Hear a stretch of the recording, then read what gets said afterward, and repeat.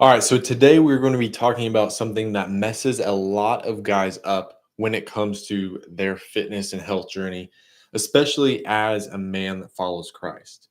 And that is the scale. We're going to be jumping into why that messes a whole bunch of people up and why, it can become something more than just a number and what you can do instead. So that's what we're going to be getting into today. As always, guys, welcome back to another Lunch Hour Live. Every Tuesday, we are live at noon Central Time, and we are jumping into this topic here today. So, with this, the number on the scale represents one and only one thing, and that is your weight, is your mass, right? And so, my whole point with this whole video and making this today is that is only one piece of the puzzle. And we're going to be talking more about this today, but that number doesn't represent your health. It doesn't represent your ability to do anything. It doesn't even represent how you look or how you feel. It is only weight. And the truth is weight can be skewed by a few things. The day before, if you have more sodium or more salt in your diet, then that can make your body retain some water weight. Or having some more carbs the day before can make your body retain more water weight. For every 1 gram of carb, your body can hold about 3 grams of water. And so you can see over a day's worth of eating maybe a little bit higher carbs than normal, your body will be a little bit higher of a weight the next day.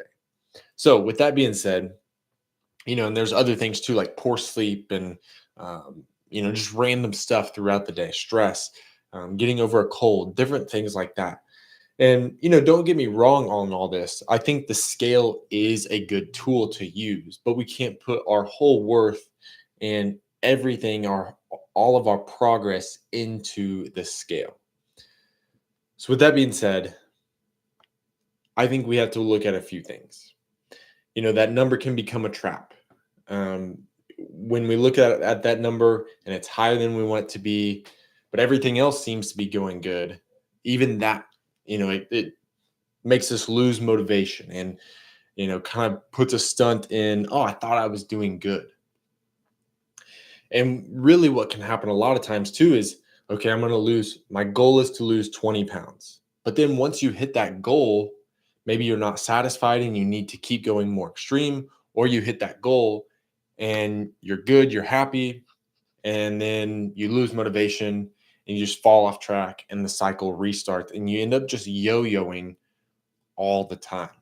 So that's what we want to obviously avoid.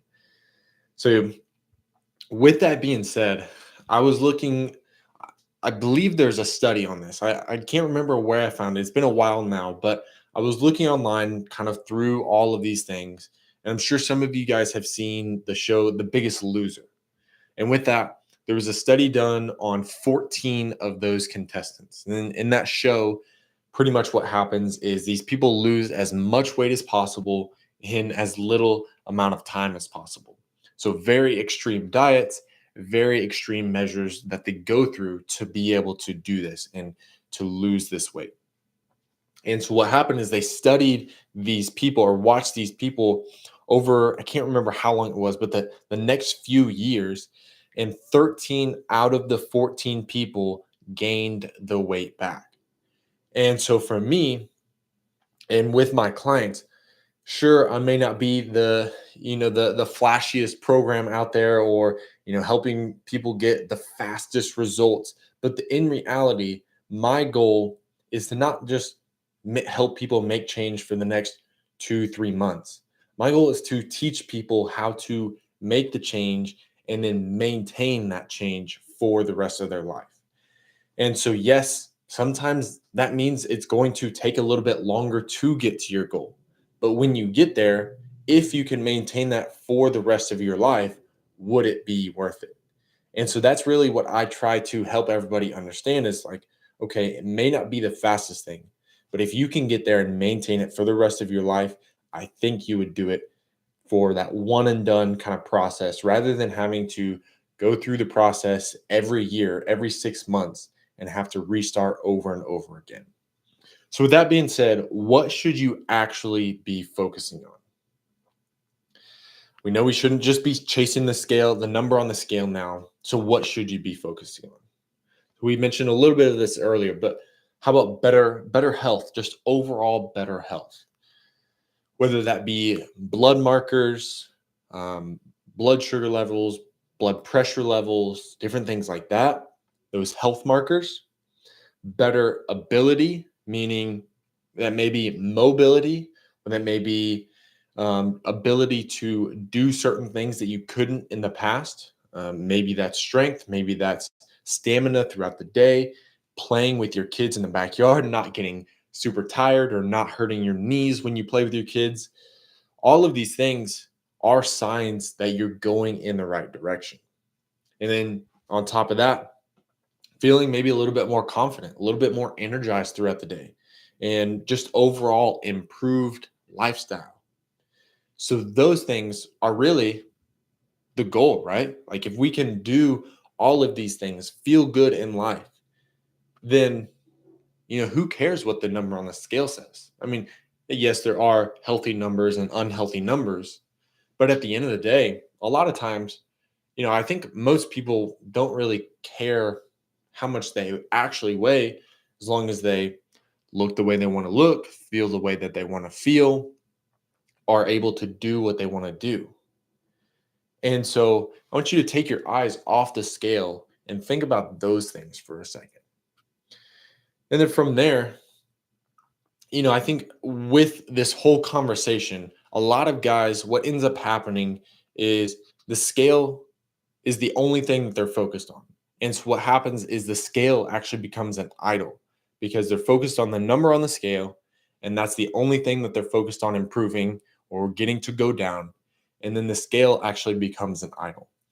And if you are a follower of Christ, then you know that as a Christian, having something that is an idol, you're so focused on that, you're obsessed with the scale. That's not a good thing. And so taking our eyes off that scale, off that number on the scale can be a really useful and good thing. So, with that being said, we talked about a little bit of the scale is one piece of the puzzle. So, think about a puzzle, you have all these different pieces to the puzzle. I believe the scale is one of those pieces. The scale can be useful, but it's only one piece. So some other ways that you can look at progress and track progress is body fat percentage. You can, go get a test and see your body fat percentage. Progress pictures can be another good one, and seeing these over time. And again, being careful not to obsess over any of these things. Waist measurements, clothes fitting better, your spouse noticing a difference, or somebody that you haven't seen in a while. They see you for the first time in a while and they notice something different. Getting stronger in the gym, gaining strength. If you're gaining strength, you're likely gaining muscle as well. Less pain, mobility improvements. As I mentioned earlier, blood pressure, blood sugar markers, your energy increases. All of these things are great progress. And so, keeping that in mind as you go through this health and fitness journey, the number on the scale is not the only thing that matters. So, with all that being said, yes, I think the scale can be useful, but keep in mind it is not the only thing. How are you getting better? Are you getting stronger? How are you being able to lead and live out your life? Are you being better in all of these different areas and being able to be the man that God has called you to be to your fullest potential, or at least getting closer to that? So that's progress right there. So, with all that being said, went through a lot there pretty quick. But if this was helpful for you guys, I have a free 7-day blueprint down in the description below this video. Be sure to go get that. It's all you have to do is put in your email and it'll get sent over to you completely free. And it has devotions, it has workouts, it has a checklist, a daily checklist for you to complete, drinking your water, all sorts of different stuff on there. to help you get in the habit of doing some of these things. So to build those healthy rhythms, those healthy habits is really where the foundation of all this comes from. So be sure to go check that out. If you're a man looking to improve physically, spiritually, mentally, that 7-day blueprint is going to be a useful one for you. So anyway, guys, I appreciate you guys watching today. And I hope you enjoyed today's video. I'm going to stick on here for our live people for a little bit and see if you guys have any questions. But thank you guys for watching. Be sure to like and subscribe this video, and we'll see you guys in the next one.